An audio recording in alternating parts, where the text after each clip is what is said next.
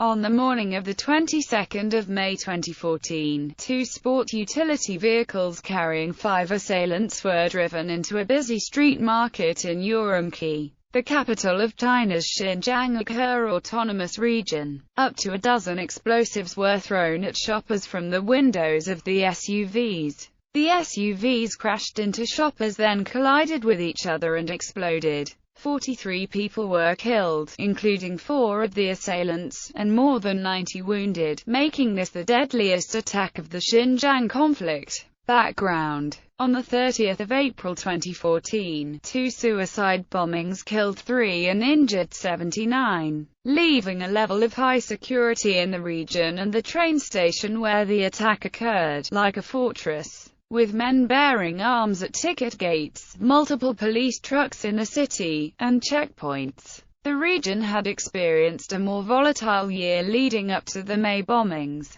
and Uyghurs worry at the influx of Han Chinese into the region and controls upon their religion and culture, which they fear are being destroyed. The attack struck a morning market on North Gongyuan Street beside People's Park in Sabah district of central Ürümqi. It is a busy market serving neighborhood residents, frequented especially by the elderly. According to residents, most customers of the market are Han Chinese, though many vendors occur. At 7:50 a.m. CST, at a time when few people were about due to the early hour, 2 SUVs with no number plates, but flying flags with Uyghur writing, traveling in a north to south direction, were driven through metal barriers into an area with shoppers. The drivers of the SUVs ran people down while up to a dozen explosives were thrown out the car windows. The vehicles then had a head-on collision, resulting in a large explosion, with flames shooting as high as a 1-story building. A cordon was set up to keep onlookers back, but pictures depicting a large black smoke cloud were posted on Weibo,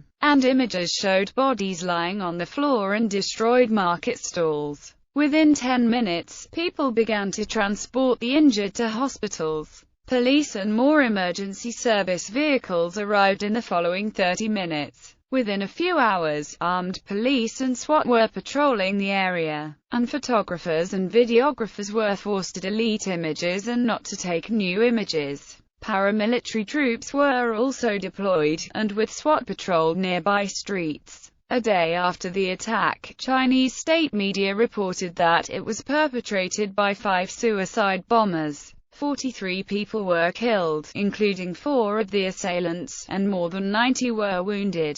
The 5th suspect was arrested. Most of the victims were Han Chinese, including many elderly shoppers. Response: Chinese Communist Party General Secretary Xi Jinping and Premier Li Keqiang responded to the incident by promising decisive actions against terrorist attacks, and stated that a strike-first strategy would be implemented. They also called on government officials in the region to do everything they could to ensure that the injured were assisted, the crime investigated and the perpetrators punished severely.